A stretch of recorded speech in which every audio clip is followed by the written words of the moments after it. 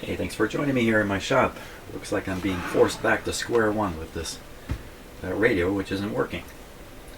Worked a couple of weeks ago in my office here in my house, and brought it in my shop. I can't get much out of it at all. So, off camera late last night, I tried feeding in a signal from the signal generator here, just to double check to make sure it is not receiving, and there's nothing happening here. So. Back to square one with it. Square one means power supply. So the radio is currently unplugged from the power supply. There's the power supply. Output plug. And what I'm going to do, some things I've never done. I've never quote aligned this radio or done anything like that with it because it largely worked. As I said before, the only real problems I've had with this radio in the past is just the digital display being unreliable, and a few other minor problems. So I'm going to follow the instructions in the book here, and it says this is just for the power supply. After you've built it, before you operate it, here's the things you should do. Take a 5-inch piece of wire and temporarily short the fuse holder to terminal strip B lug 5. And you're setting it up so you can make some kind of voltage adjustment. So let's do that. Wouldn't hurt anyway. So I'm not going to solder a wire in. I'm just going to use a clip lead here.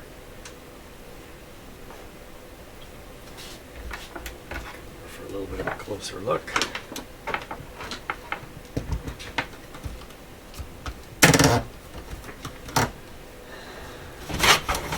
Oops. This is a heavy guy. Big chunk of copper right there. Okay, so, there's two fuse holders. Which fuse holder? Fuse holder number 1. Okay, so this is fuse holder number 1. And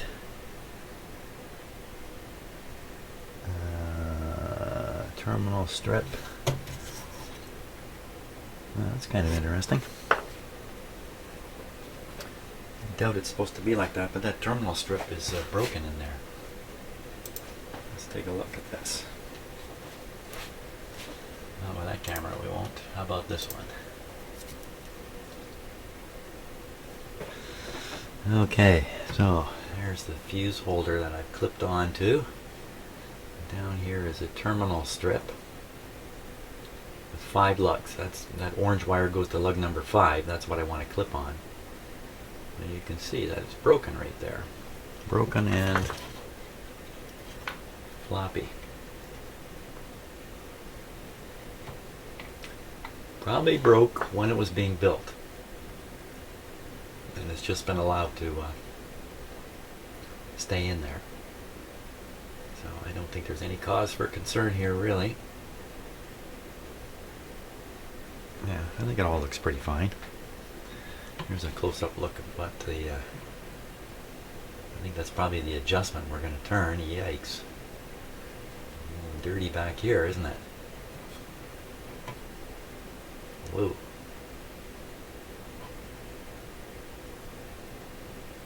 Oh, look at those wire strands there. Is that what that is? Don't think it matters though. Just a big ground lug terminal. There's the actual rectifier here.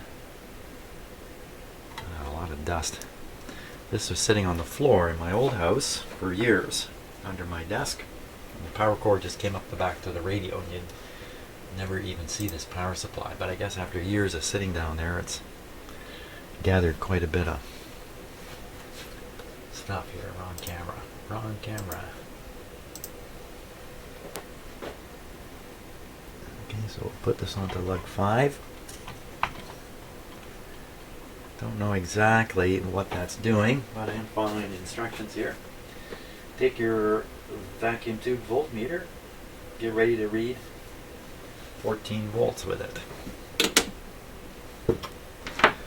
So let's connect the negative lead of your voltmeter to the chassis. do. Okay. Voltmeter over here.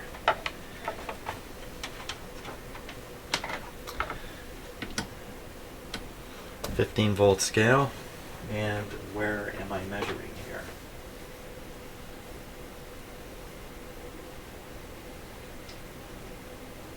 The output. The output. Connect the positive lead of the VTBM to fuse holder F2, lug 2. Lug 2. I don't know why it would matter which lug on a fuse holder. It could be, maybe the fuses aren't even in at this point in the process. But I think it's okay. I don't have it plugged into the radio, so I'm going to leave the fuse in. So this is the point we want to measure to. Over here. Keep your eye on the voltmeter. So if I'm on the 15-volt scale, it's going to come up almost all the way here. That's what it's supposed to do. Okay, so we'll power it up now.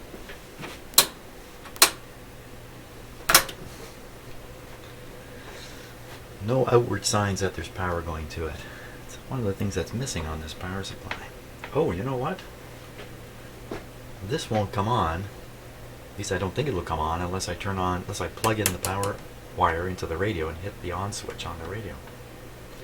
Maybe this jumper is turning it on. That's probably what this is. This is probably to switch it on. Okay, so I should be finding power on. This is where I'm supposed to find it here. Whoa, there it goes. You can see the meter flying. Wow, it's way over. It's over hard. So this meter is not the most accurate, but it should be landing under the 14 there. Let's try a different scale and see what we get. Okay, so on the 50-volt scale, oh my gosh, this is reading 30 volts.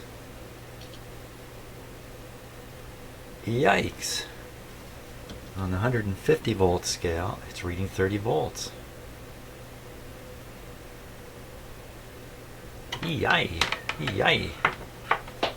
Yikes. Now, there's no load on this, but I would think this is designed to put out a voltage and have very good regulation, so wow. Okay, now I'm all upset. What should I do next? Different meter, I think, just to double check that. So my old faithful here.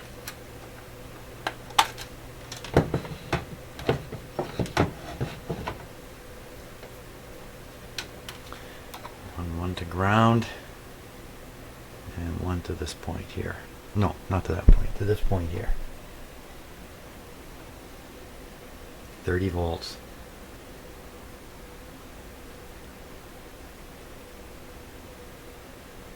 Ah.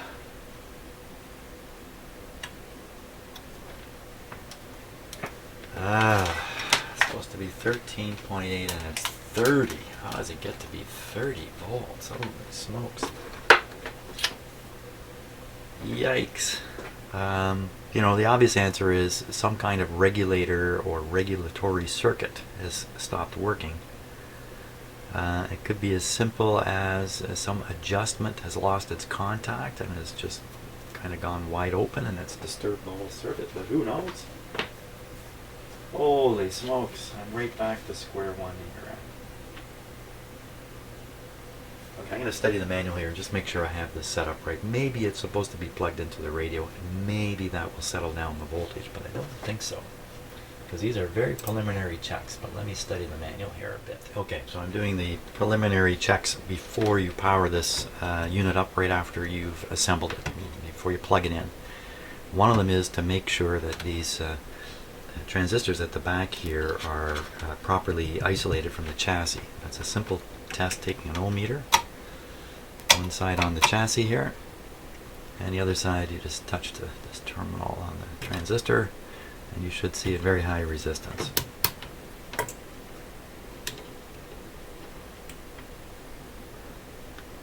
So that's on the megohm scale there.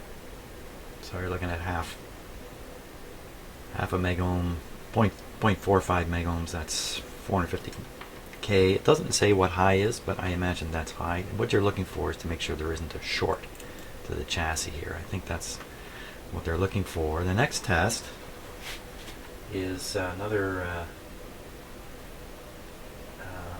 resistance check. And with the fuse out of here, which I've taken out, you can see it's missing here. I should be able to touch this lug and see somewhere around 3,000 ohms here.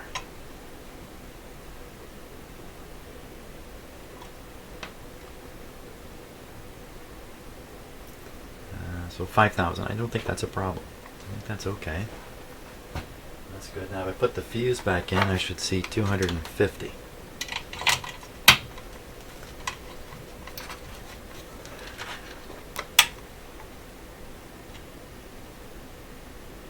Yeah, the same thing.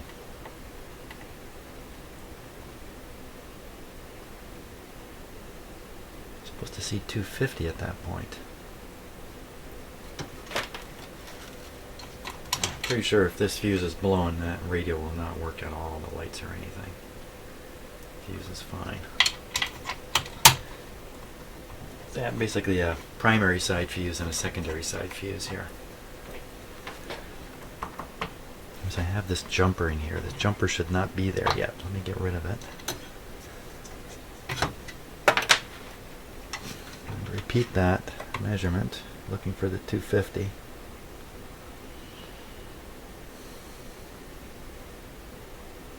Around 3,000.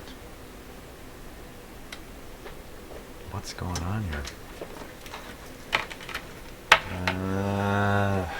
Okay, so funny. We're supposed to get 3,000 with the fuse out. The fuse in, you're supposed to get 250. And I can't imagine this has anything to do with any of my problems because the radio light is coming on, for crying out loud. But I really should start from basics here.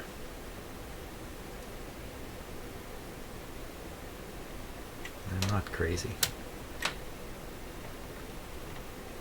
Oh. Ah.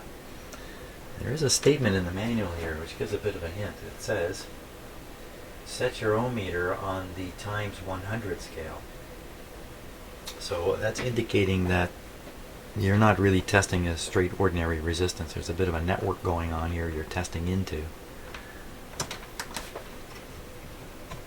So the instrument reading really isn't ohms, it's just a number, roughly, because I take it out, it's supposed to see 3,000.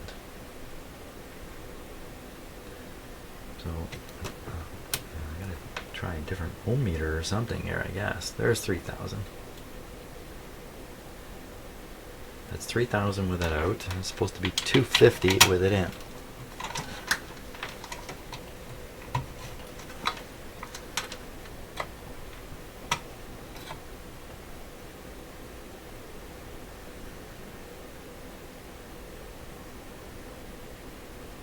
Now I don't have the supply plugged into the radio, and it's not clear whether you should or not. I would guess not, but let's because there's no power coming to this, I can plug it back into the radio here. We'll see. See what we get. Okay. Fuse is in, so we should see 250. That's what we're looking for. 250. That's a little lower. 2,000. Okay, I think I'm chasing nonsense here.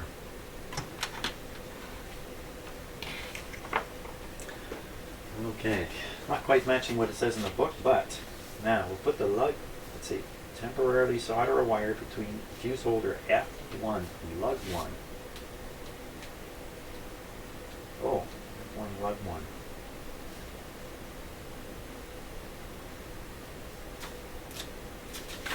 Now, is the fuse supposed to be in F1?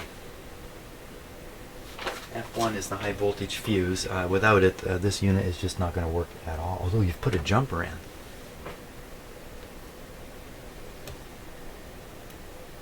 Why? Why?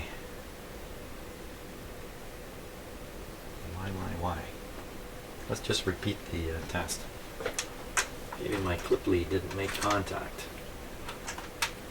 Maybe something like that happened. Lug 1, fuse 1, over to number 5 here.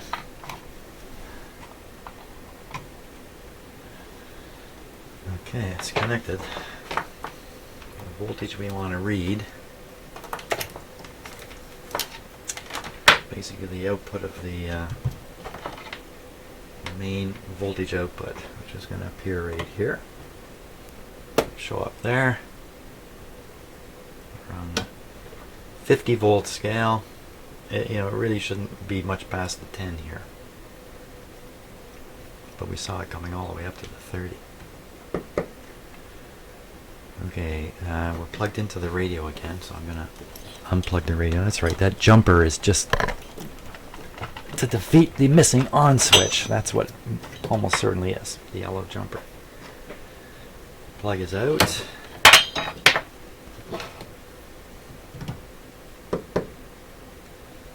And I think we're ready. Power it up again.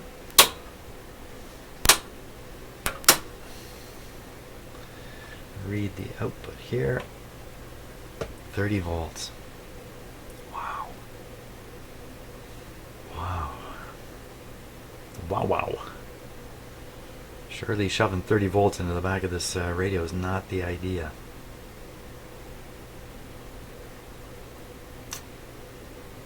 Ooh, okay. Well, there is an adjuster just down inside there.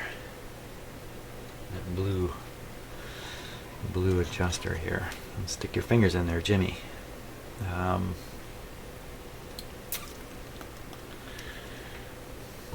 Is that the adjuster? Is that really the adjuster? It says turn the voltage adjust control. That is the adjuster. Until the meter indicates 13. So let's wiggle that. Maybe it's lost contact. Fat chance on that, but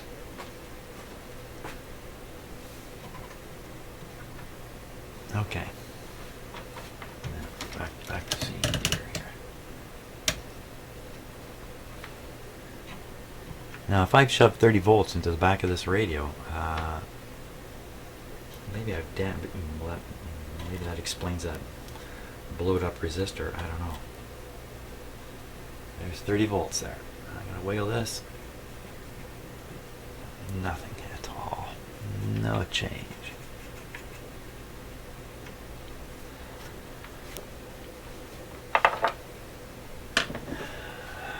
Captain, the power supply has no regulation. Well, time to read the troubleshooting part of the manual here. See what it says. There is a troubleshooting section for the power supply. Now the situation has become a little bit dire here. Uh-oh. Or shall I say, the challenges are coming quickly, very quickly. So we take a look at this diagram here. This is the circuit board X-ray view. Here it is. So there you can see the adjuster. That's a blue adjuster, R6, the R7, and our burned up one, R5. Look at the way R5 is located. You see that transistor right there? You can see this one up here. Transistor, adjuster, transistor, resistor this way. Now we look at the actual circuit. Point away here as best I can. So that blue thing is the adjuster. There's the big transistor above it. Now, we are supposed to find just to the left of the adjuster a transistor, but instead we see two capacitors, or two resistors.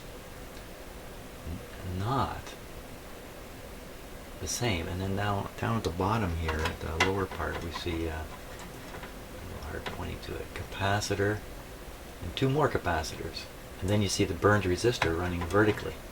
If I go back and look at the image, there's only one capacitor here, there's actually 3 in mine, and this resistor is turned in another direction. Assuming this is R5, which is my problem now.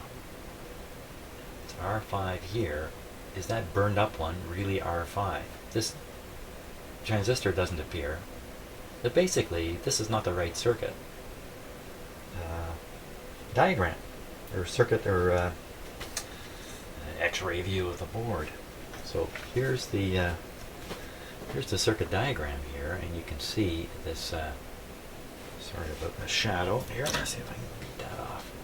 R7, 820 ohms, and R5. R5 is the one I think is burned up. And in between is the voltage adjuster, that blue control. It's quite interesting how this actually works. This output voltage is sent out the main big cable down to the radio. And then it's not that it's sent out, it's that it's picked up. It's picked up at this point. It's really sent out on these 3 here, the black, red, and the brown. That's to feed the operation of the radio. This wire just brings back the voltage, brings it back, sticks it into this integrated circuit here. By adjusting this, you adjust the input voltage here on this chip.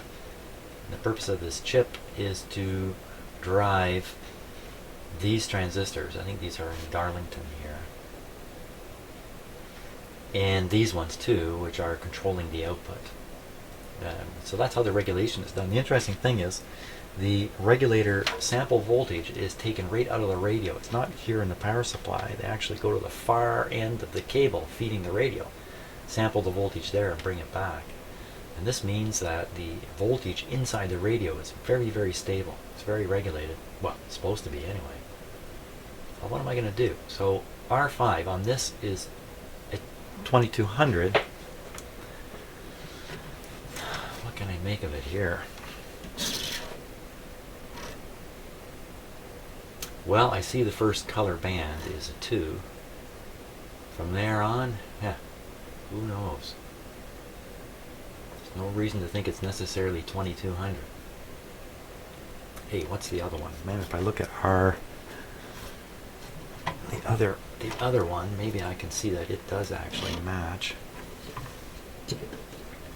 So how's this happen? How did I end up with the manual for a slightly different version of this power supply? Oh boy, can you read that? What's that look like? Green.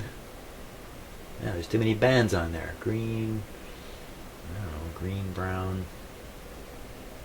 What is that? Green, brown, brown, black, brown. I don't know what I'm looking at. What do you do? Too many bands. You just pick the band you want to pay attention to here.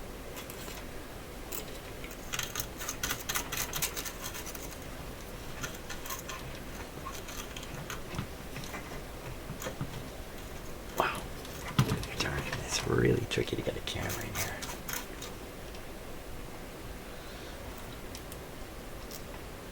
Green, yeah. Green, dark brown, light brown, black. So, well, green is pretty clear. So, first color, that's a very important one. The first and third are the 2 important ones. The rest really don't matter. Brown, so I would make that out to be something, I'm not sure what's green. Green is 8, green is 9. What is green? It's something hundreds of ohms. And on here it's 820. So that's believable that one is 820, and that makes it a little more reassuring that this one probably is 2200. I'll have to go with it. I don't know what else to do. So replace the 2200. This will correct the operation of the chip here. Once it got the proper signal coming in here, then that should trigger all these to work properly, and they're not working now. And that 30 volts should drop to 13.8. My gosh, if somebody had told me I was going to have trouble with the power supply on this radio, I would have said, well, why would you say that? I've never had any trouble with it ever at any time. I do have many hours on this radio, by the way, using it as a ham radio. Many hours. many hours, quite a few years ago. But you know, the basic trouble I was having with the display in that just made it annoying to use, and I saw my chance to pick up another ham radio, which I did, which also has trouble in it. So, you know, it seemed like I can't win. I want a nice, reliable ham radio. Okay. I guess there's nothing else left to do but get in there and change that resistor. In terms of why it burned out, yeah, let's just examine that again. Let's just take a look at this. Why would that resistor burn out? What horrible things could have happened? Well, one thing is the resistor itself may have just failed because it's a bad guy, and its own resistance went up. It finally started producing enough wattage to burn itself up. Very likely? Not very likely. Not very likely. So down here we go to ground. So 820, 500, and 2000. So that adds up to 3,500 ohms. Now, what if you, you know, wow, how do you burn that resistor out and not burn out the other two things? One way is one of them can't take the heat, and that one begins to rise in resistance, and when it does, it takes even more abuse and eventually leaves the party, leaves the other two guys. Kind of protects the other two guys in a way. That could be how you manage to burn out the 2200, but not the other two. And since this is supposed to be bringing back a sample, I assume it's just connected to these output lines. The black, the red, and the brown back in the radio somewhere, and then let the black, the red, and the brown somehow feed back a really high voltage here. Would 30 volts do it? It's supposed to be feeling 13 volts. But what if it felt 30 volts? I'm not sure. E squared over R. So there's a square factor in there. So 30 is a lot more than 13. But that kind of turns the story all around, because the idea is that this burned out because there were 30 volts, but there's 30 volts there because this burned out. Now wait a minute, it's a chicken and an egg problem here. Another possibility is if this resistor just kind of started giving up the ghost, slowly go high, high, high, and take more and more abuse. Eventually this adjustment sort of self-adjusts, and you're pushing out 15 volts, 20 volts, 25 volts. I don't know, I don't like the story, but I don't know where else. On here. Now wait a minute, wait 1 minute. If this needs to get a signal back from the radio to operate, I don't have it plugged in. I do not have it plugged in the radio. So this wire here, this one that says white, it's just an open ender here. So there's no feedback coming.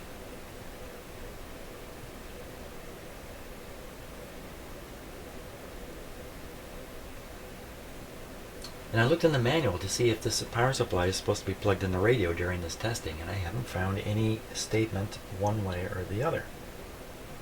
I'm going to have to read it some more. I mean, no doubt that resistor has to be changed, and my only option is to change it with a 2200. Well, what else am I going to do? But I'd like to know why it blew, because maybe there's more components at risk, or there's more to the story I need to know here. Okay, the manual is unclear about whether the power supply should be plugged into the radio during this, but logically, no, it should not. The power supply, according to the story, has just been built. You don't know if it's working. You're not going to plug it into your big fancy radio and blow it up. Plus, the reason you're doing this is to adjust the voltage to a proper level, 13.8, before you feed it into the radio. And that's got to be what this yellow jumper is doing. It's simply turning on the power supply without the benefit of the radio's on switch. Now, as for a voltage coming back from the radio, it's either coming back from within the radio or it's just connected here. It's just coming back inside here. So the wire in question,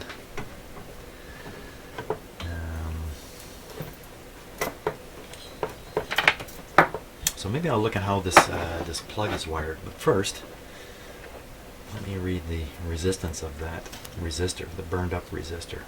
It's supposed to be 2200, I think.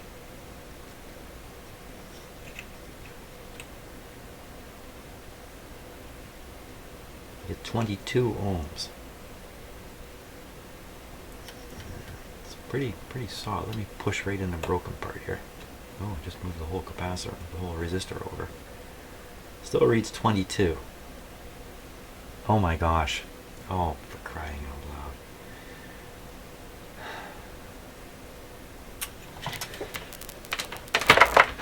I hate it when this happens. I'm about to lose my whole theory here. So there's the burned up wire. Can you read what it says below it? Burned up resistor? 22. What is that component number 22? Or is that a 22 ohm resistor somebody stuck in there when they shouldn't have? And even though it's burned up, it's still 22? What is that number?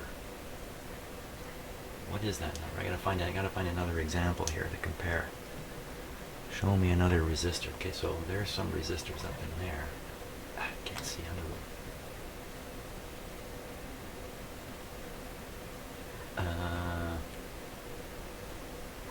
Any resistor, anywhere, and I can see under it. See what they write under it. It's not resistor number 22 though, is it? It's resistor number 5. There is no 22.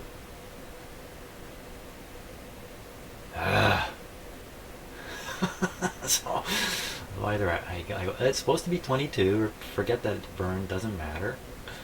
Or it's become 22, and it's got to come out of there, and I should put a 2200 based on the schematic. Oh my god, what am I supposed to do here?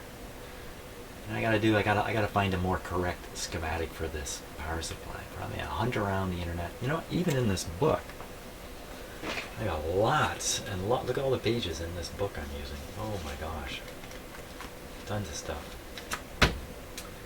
Maybe somewhere in here there's an updated book. I notice none of these are checked. See, when you're building this, as you do each step, you check it off. This particular book, see, here's some that are checked off by whoever did it. But you know, there's a chance that this power supply I've got here is not the original. That, you know, somebody could have dumped the original and picked up this one instead. You know, it still produces highly regulated 13.8. That's really all you kind of need here. Oh, here's the plug. So let's see what's going on here, if we can figure this out now. So you see, all these are tied together. There's the white. That's the one I'm concerned about. They're all connected right together, right in the socket.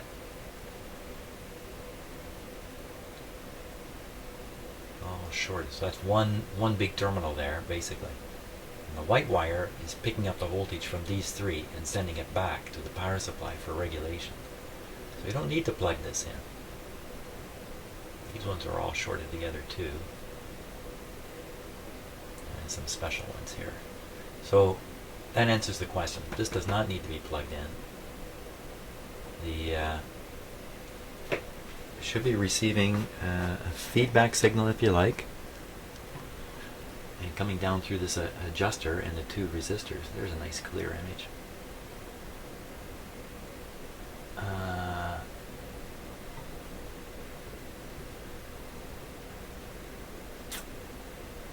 I don't like it. I don't like the situation at all. Okay. Gotta go away and think about it a little bit. Right. Hey, thanks for watching. And I really want to get this thing working properly.